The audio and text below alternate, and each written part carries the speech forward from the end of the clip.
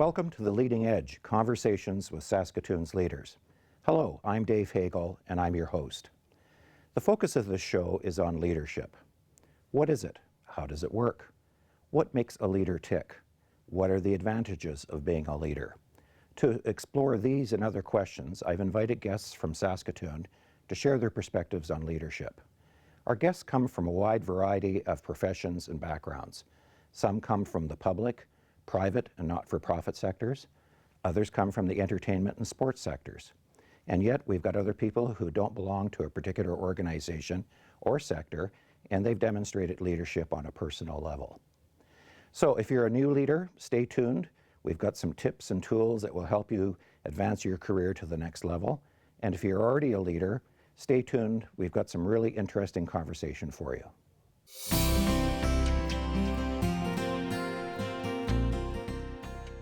My guest was born and raised in England and came to Saskatoon in 2006. Since then, she's won a number of business awards, including the 2014 Women of Distinction Award for Entrepreneurship. She's currently the committee chair for $100,000 in 100 Days by 100 Women. It's my pleasure to introduce to you Sara Wheelright. Hi. Hi, welcome to the show. Thank you very much, Dave. So tell us about the leadership roles that you have in the community right now. Well, I mean, it's, I guess there's a few. Because my business is fairly new, I'm in my fourth year, you know, it's one of the things I'm learning is you've got to learn to say no.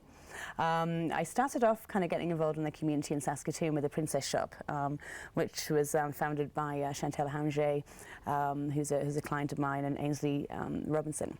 And what I liked about that was that it was kind of really grassroots. I mean, the bigger charities really have a lot of people already working for them. So when I look to work with a community association or a charity, I tend to look for ones that, you know, are really centered here in Saskatoon. Habitat for Humanity speaks to me on so many levels. It really does. You see the dollar that you give where it goes.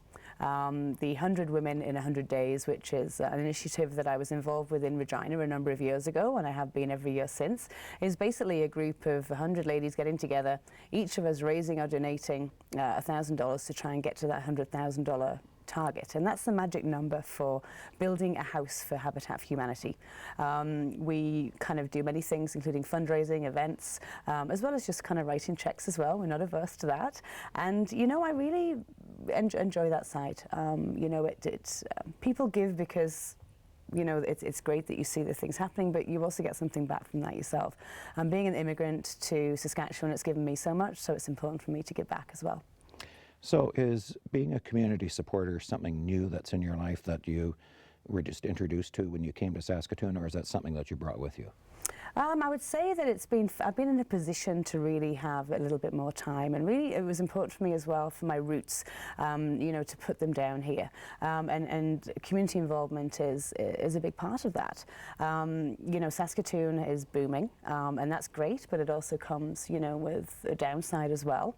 And certainly as a business owner, I think that most business owners, you know, not just myself, understand that, you know, you really should get involved in community and really should give back, whether that be sponsoring sports teams, picking specific community organizations to get involved with, donating time, or just, you know, stroking checks, I guess. Mm-hmm.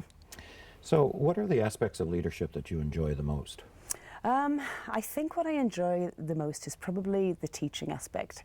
I really enjoy imparting knowledge and watching people, especially with my role. So my business is an online advertising business with a marketing agency attached, and especially in the last, I would say, 5 years, the online marketing and marketing as a whole as an industry has shifted dramatically. And that's left a lot of small to medium local business owners a bit confused, you know, about the internet and social media and all of these things. So when I have those aha moments with people, when I'm able to explain something that seems overcomplicated and something that they really don't know about, and the ball drops, you know, that really gives me a lot of pleasure, and that's probably the thing that I enjoy the most about it. On the flip side of the coin, what are the aspects of leadership that you find challenging? I would say that it's always difficult to deal with conflicts. I think that you know, there's never a right way to do it. I mean, you've got to be transparent. You've got to kind of really deal with things up front as quickly as you can. But, you know, I'm learning more and more about different personality types and how to handle them. But I think, you know, you can't beat honesty. But it's always uncomfortable moments that you grow as an individual, as a business owner, as a leader, and I think that as long as you hold on to that, that you're going to do well. Mm-hmm. So you're telling me that as a leader, you really can't avoid those uncomfortable situations that you need to address? Unless you want to be manning a ship by yourself, no. I mean, if you've got other people that you have to deal with, if you actually want to go somewhere meaningful, then you have to be prepared for those difficult situations, because they're going to come up. Every day is a Monday when you're a business owner, including a Saturday and a Sunday. So what tips would you offer to people for dealing with conflict? Because conflict is here, it's going to stay, it's not going to go away. Where possible, don't email backwards and forwards. That would be the first thing. You know, people really do feel that email gives them a barrier. And I think once you're actually face to face with somebody and looking somebody in the eye, you can't really misinterpret the tone. If you're going to be speaking to somebody, plan beforehand, you know, what you want to get across. Emotion, for me, has no business, you know, in business, but that's my personality. I understand that other people, you know, everything is emotional, you know, so, you know, I can't just deal with them logic-wise if they're going to be fully emotional, because we're just going to clash. So you have to listen to the people that you're talking to.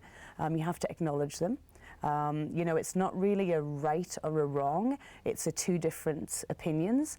And I think that amicable resolution means that not everybody gets what they want. Mm-hmm. So, did you feel that you had leadership skills at an early age, or are you a latecomer to the game? When did you know you were a leader?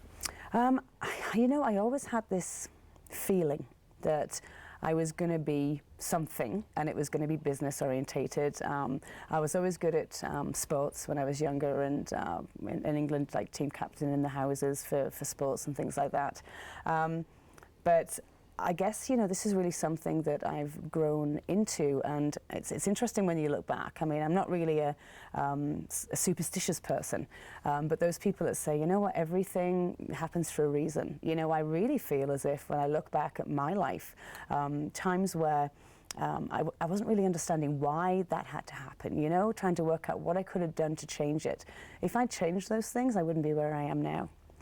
So I think that I always felt I was destined to lead and always been comfortable in that position, but I don't think leaders are born. I think that they're created by experiences. Mm-hmm.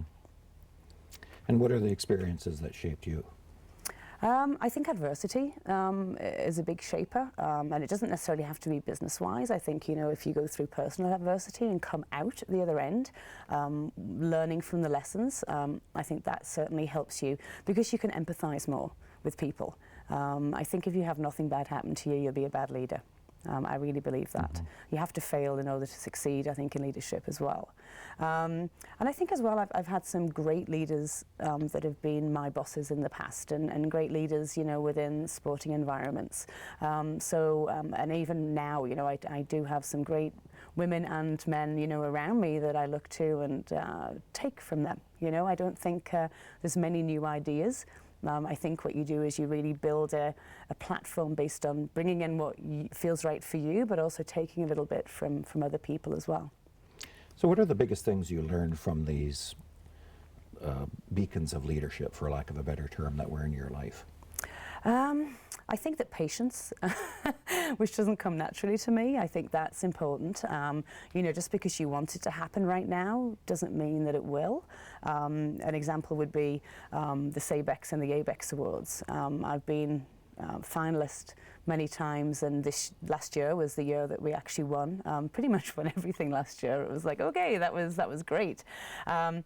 And I was talking to Deb Wiegers, actually, from Wiegers Financial, and she came up to me after the ABEX Awards and said, you know, congratulations, that was great. And, you know, they'd got through to the finals for the first time and they hadn't won. And she's like, oh, you know, I don't know how I would feel about going through that again. And I said, you know what, Deb, if you won it first time, wouldn't mean as much.